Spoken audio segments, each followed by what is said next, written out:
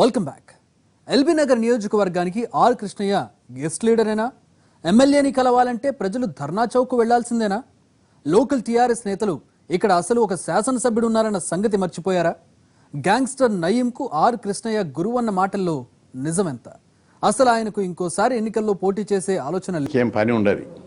వాళ్ళు రోజు ఒక ఏరియా తిరగడము, కాలనీలు తిరగడము, ఇంక భూములు చూడడము, లోకల్ పనులు చూడడము అట్లాంటివి ఉంటాయి. ఎమ్మెల్యే అంటే ప్రతిపక్షంలో ఉన్న కాబట్టి అనేకమైనటువంటి రాష్ట్ర సమస్యల మీద లోకల్గా కార్యక్రమాలు ఉన్నప్పుడు ఇనాగ్రేషన్, డ్రైనేజ్ ఇనాగ్రేషన్స్ కానీ, వాటర్ సప్లై కానీ, సీసీ రోడ్లు కానీ, బీటీ రోడ్లు కానీ, కమ్యూనిటీ హాల్ కానీ ఏ ఎమ్మెల్యే చేయనటువంటి విధంగా అట్లాంటి అభివృద్ధి కార్యక్రమాలు నేను అక్కడ చేశాను. ఉద్యమ నాయకుడి ఇమేజ్ నుంచి బయటకు రాలేకపోతున్న కృష్ణయ్య నియోజకవర్గంలో తిరిగి ప్రజల సమస్యలు తెలుసుకోవడానికి ఆసక్తి చూపరన్న అభిప్రాయం ఉంది. ఎమ్మెల్యేకు ఏదైనా చెప్పుకోవాలంటే ఇందిరా పార్క్ దగ్గరున్న ధర్నా చౌక్ కి వెళ్లాల్సిందేనని నియోజకవర్గంలో చెప్పుకుంటుంటారు. అదే టైంలో విద్యానగర్లోని ఆయన ఇంటి దగ్గర రద్దీ బాగానే ఉంటుంది. వాళ్లలో ఎల్బీ నగర్ ప్రజలు మాత్రం చాలా తక్కువ. విద్యార్థులు, నిరుద్యోగులు, స్కూళ్లు, కాలేజీల సీట్ల సమస్యలతో వచ్చే వాళ్లే ఎక్కువ. ఎన్నుకున్న జనం గురించి ఎందుకు ఆలోచించరు? వాళ్ల సమస్యలు పట్టవా అంటే కృష్ణయ్య చెప్పే సభాధానం కూడా చిత్రంగానే ఉంటుంది. అసలు ఎమ్మెల్యే స్థాయి వ్యక్తి సమస్యల పరిష్కారానికి గల్లీ గల్లీల్లో తిరగాల్సిన అవసరం లేదని, ప్రజల ఆలోచన విధానమే మారాలంటున్నారు. తన పేరు చెప్పుకుని కొంతమంది వసూళ్లకు పాల్పడిన ఘటనలు ఉన్నాయంటున్నారు. నేనే ఓపెన్ గా స్టేట్మెంట్ ఇచ్చాను, పేపర్లో 2 సార్లు స్టేట్మెంట్ ఇచ్చాను, అనేక మీటింగ్లలో కూడా ఓపెన్గా చెప్తున్నా.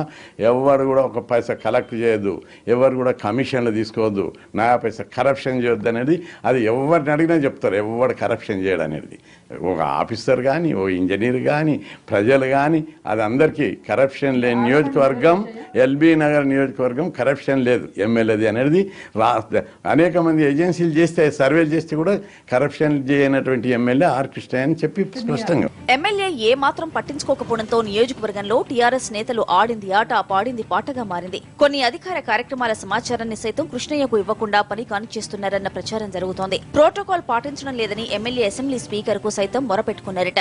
హట్కో నిధులతో 2 రిజర్వాయర్లు, పైపు లైన్ల నిర్మాణం జరిగింది. జీహెచ్ఎంసీ ఆధ్వర్యంలో స్కైలైన్లో అండర్ పాస్ల పనులు జరుగుతున్నాయి. వీటితో శాసనసభ్యుడికి సంబంధం లేదని, మొత్తం క్రెడిట్ మాదేనంటున్నారు టీఆర్ఎస్ ఇన్ఛార్జ్ రామ్మోహన్ గౌడ్. ఆయన భార్య కార్పొరేటర్ కావడంతో ఆమె అధికారాన్ని అడ్డం పెట్టుకుని వసూళ్లు చేస్తున్నారన్న ఆరోపణలు ఉన్నాయి. ఒక 1.5 ఇయర్ లోపల, 1 ఇయర్ లోపల ఎల్బీ నగర్ చూడడానికి బ్రహ్మాండంగా, మనం ఇతర దేశాలకు వెళ్ళినప్పుడు ఇలాగ విధంగా ఉంటుందో ఆ విధంగా మన ఎల్బీ నగర్ నియోజకవర్గం కూడా అభివృద్ధి చెందుతుంది. దాని ద్వారా ట్రాఫిక్ కానీ, ఈ మెట్రో ఓపెన్ అయినాక మన టైం కంజెస్టెడ్ కానీ అన్ని విధాలు కూడా అభివృద్ధి జరుగుతుంది. ఇవన్నీ నేను ఆయన చేయకున్నా కూడా నేను దగ్గరుండి ముఖ్యమంత్రి గారు చెప్పి ఇవన్నీ చేపిస్తా ఉన్నాం. ఎమ్మెల్యేకి సంబంధం లేవు ఈ ఫండ్స్ తోటి. ఎమ్మెల్యే ఫండ్స్ సంబంధం లేకుండా ముఖ్యమంత్రి గారు మేమంతా కూడా దగ్గరుండి అన్న ఇట్లా చేయాలి మన కాన్సెన్సీలు అని చెప్తే వారు మాకు అభిమానంతో ఎల్బీఆర్ చేయాలనే ఉద్దేశంతో చేసి, కానీ ఎల్బీఆర్కు ముఖ్యమైన ఎమ్మెల్యే గారితో సంబంధంతో వచ్చిన ఫండ్స్ కావు ఇవి, ఎమ్మెల్యే ఫండ్స్ కూడా కావు. ఇక్కడ ఓపెన్ నాలాలు ప్రధాన సమస్య. 4 చినుకులకే పొంగి కాలనీలు పొంగుతుంటాయి. నిరుడు నాలాలో పడి ఒక వ్యక్తి కొట్టుకుపోయినా జాగ్రత్తలు తీసుకున్న దాఖలాలు లేవు. వర్షం మొత్తం చాలా గలీజ్ అయిపోతుందండి. దీనివల్ల మోర్ పెట్టారు కానీ వాటర్ పోవట్లేదు మేడం. ఇక్కడ డౌన్ నుంచి ఇక్కడ పోతున్నాయి కాబట్టి వర్షం మొత్తం ఇక్కడ చాలా గలీజ్ అయిపోతుంది. అక్కడ నుంచి బాగా డౌన్ ఉంది, ఇక్కడ మిట్ట పెట్టారు మేడం. దీనివల్ల వాటర్ పోవట్లేదు మేడం. బండల గ్రానైట్ రాయి ఉంది కాబట్టి ఇక్కడ దీన్ని తీసేస్తే మంచిగా ఉంటుంది. డబుల్ బెడ్రూమ్ ఇళ్ల కోసం వేలాది మంది ఎదురు చూస్తున్నా ఇంతవరకు ఒక్క ఇల్లు పూర్తి కాలేదు. నాగోల్ డివిజన్లోని మన్సూరాబాద్ నాంచారమ్మ బస్తీ చైతన్యపురిలో పనులు నత్తనడకన సాగుతున్నాయి. అటు ఎమ్మెల్యే పట్టించుకోక, ఇటు అధికార పార్టీలో పనులు చేయక మాగోడు ఎవరికి చెప్పుకోవాలని అడుగుతున్నారు బస్తీ ప్రజలు. నెలకోసారి వచ్చి బేరిస్తాను, గుడిసెలు బీకాలంటారు, 15 రోజులు టైం అంటారు, 20 రోజులు టైం అంటారు. గుడిసెలు బీకులు లేదు, ఏది లేదు. మాకు మళ్ళీ డబుల్ బెడ్రూమ్ కడతా ఉన్నారు సార్. దాని గురించి ఆశపడడం 30 ఏళ్ళ కానీ ఇక్కడనే ఉంటాను. వర్షాకాలం చిన్న పిల్లలు మాకు వాళ్ళు పోతాం పీకు అన్నప్పుడు అతల మాత్రం వచ్చి పీకమంటే అక్కడెక్కడ ఆగమైపోవాలి మేము అని అట్నే మొండి ధైర్యంగా నిలబడి ఉంటాము. మా గుడిసెలకి 500కి రెంట్ కడుతున్నాం. 500కి పోయి 1000 రూపాయలు పెంచామంటారు. వాటర్ లేదు, కరెంట్ లేదు, చదువుకోవడానికి స్కూల్ లేదు. దాదాపు 300 చిల్లర అబ్బాయిలు ఉండరు, అమ్మాయిలు ఉండరు. దానికే యాక్షన్ తీసుకోవాలని చెప్పి అడుగుతున్నాం. తనకు ఆసక్తి ఉన్నా లేకున్నా ఎన్నుకున్న ప్రజలకు కనీసం అందుబాటులో ఉండి సమస్యలు తీర్చడం ప్రజాప్రతినిధిగా ఆయన బాధ్యత అంటున్నారు రాజకీయ ప్రత్యర్థులు. ఇష్టం లేకుంటే రాజీనామా చేయాలి తప్ప ఇలా ప్రజల్ని ఇబ్బంది పెట్టడం ఏంటని ప్రశ్నిస్తున్నారు.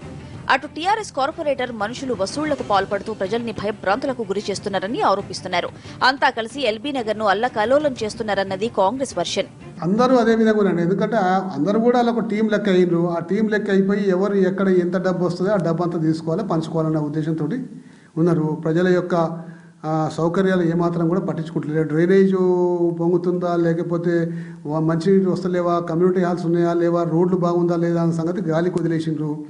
ఎక్కడ ఎవడు ఇల్లు కడుతున్నాడు, ఎక్కడ ఎవడు ఏం వ్యాపారం చేస్తుండ్రు, స్కూల్స్ యాజమాన్యం మీద ఏ విధంగా బ్లాక్మెయిల్ చేయాలి, కాలేజీ యాజమాన్యం మీద ఏ విధంగా బ్లాక్మెయిల్ చేయాలి, ఈ విధంగా కొత్త కొత్త ఆలోచనలతోటి వాళ్ళని అనేక రకాలుగా ఇబ్బందులు పెట్టి డబ్బులు వసూలు చేసుడు తప్ప ఏ మాత్రం కూడా ప్రజల అభివృద్ధి కానీ ప్రజల యొక్క సంక్షేమం గురించి మర్చిపోయిండ్రు. వాళ్ళు గాలికి వదిలేసిండ్రు.